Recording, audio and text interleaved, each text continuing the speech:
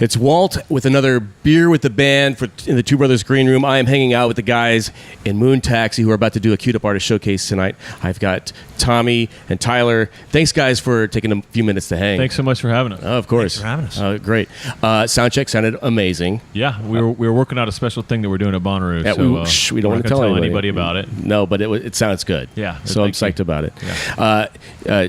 You and Trevor have been doing this for a really long time. We have since we were 14 years old. Has there ever been a moment where you guys have had a musical disagreement where you're like, of course, yeah. I mean, well, we have all kinds of different disagreements. Sure.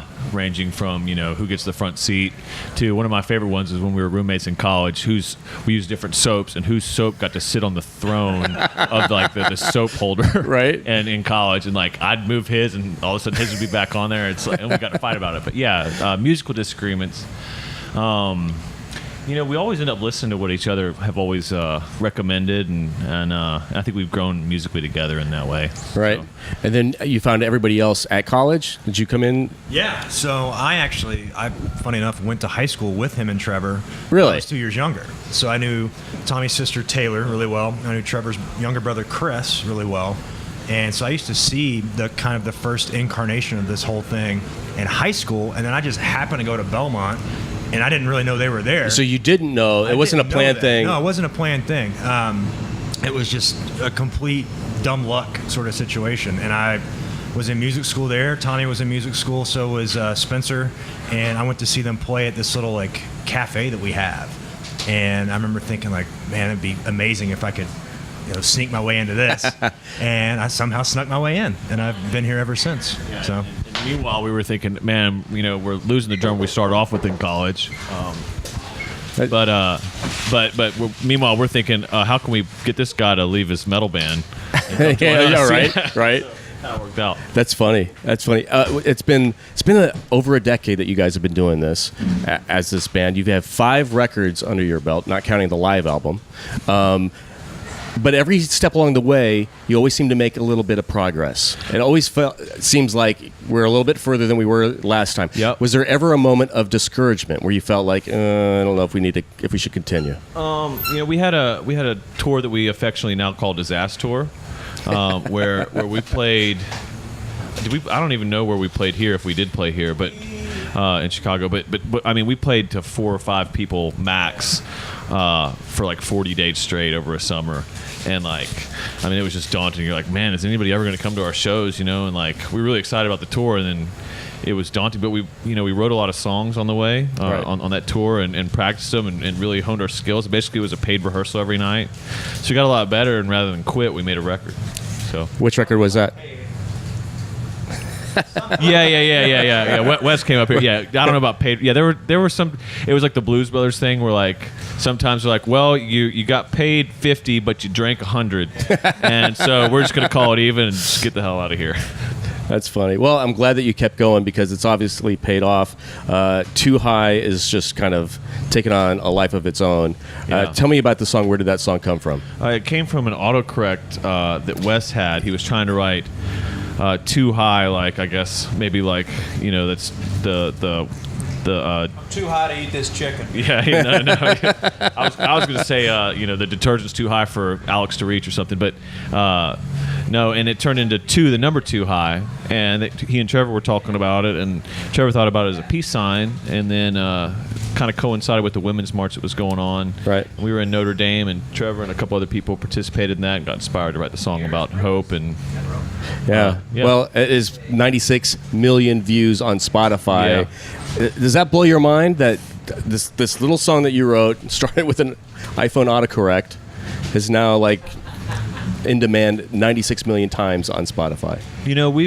We've never really had any kind of break in any kind of way, and it's just been a long time coming for something to kind of break through like that. And so, whether or not we expected it to be this song, we were just kind of waiting for something to really give us a big nudge. Right. Well, you've done it up until this point independently. Yep. And now, new record, Let the Record Play. You have a major label. What has changed? Got a lot more friends. It's more worldwide now. Right. I think we had a great pull from East Coast to West Coast, North and South. But now we're in Europe. We're being played in Asia, being played in South America. Hopefully going to be maybe on some Brazilian TV in the future. Nice. There's some talks about that. So it's definitely a worldwide distribution sort of push. Now, you're going to Europe in the next month or so, Yes. right? Is this the first time you've... This will be the second time. Second time. Yeah, so we went this past November, like right before Thanksgiving, and did four shows in Germany, and one show in Norway, and one show in Sweden, and then just hauled butt back home. Right. So, But now this is going to be a more full on... no, this is actually going to be an even shorter trip. We're going to play in London for the first time ever, and then we'll play a festival outside of Oslo, and then we're going to fly right back to Nashville and then drive down to Birmingham, Alabama, and play Sloss Fest. Oh. So that's I think that's a 5 or 6 day. I'm tired just listening to it. Yeah. What was this show that you guys just did recently with the Baltimore Symphony Orchestra? Oh, that was really cool. We got to play with not the full orchestra. It was brass and percussion, so no strings. But Wes did arrangements for 4 of our songs. We have 4, right? I assisted in the rhythm charts, but it was really cool. We sent this arranger, what was his name again? Don Hart, who does a lot of arranging for Trey Anastasio's orchestral stuff. And Don came up with this amazing, orchestral score to go along with 4 of our songs. And it was a blast. It was like a symphony concert for the first 30 minutes of the show. They walked off, we walked on, played for about 45 minutes, and then they came on with us and played for about 20 minutes. What was the audience there like for you guys, or was it It was they a were there mix. for the... I think there were a lot of people there for us, but there were also a lot of people that just go to this concert series because it's the symphony with a touring recording artist. Yeah, That's cool. Was it recorded?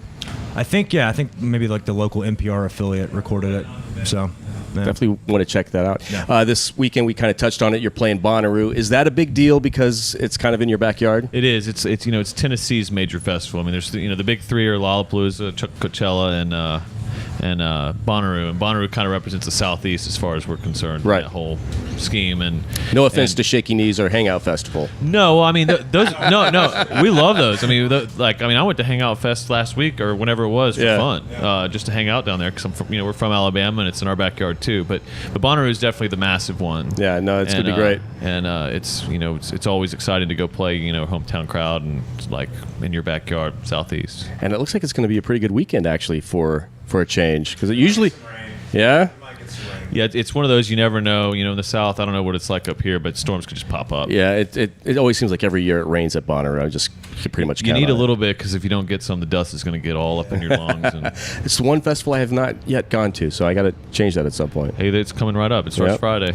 You will be back in Chicago at the end of the summer playing the North Coast Music Festival at the end of August, beginning of September. Very excited for that. Excited for the new single, Not Too Late. Yep. A lot of stuff going on with Moon Taxi, but tonight it's all about the Queued Up Artist Showcase here at Sub T. Thanks so much for taking some time to hang with us here in the Two Brothers Green Room. It's Moon Taxi, Beer with the Band on 101 WKQX.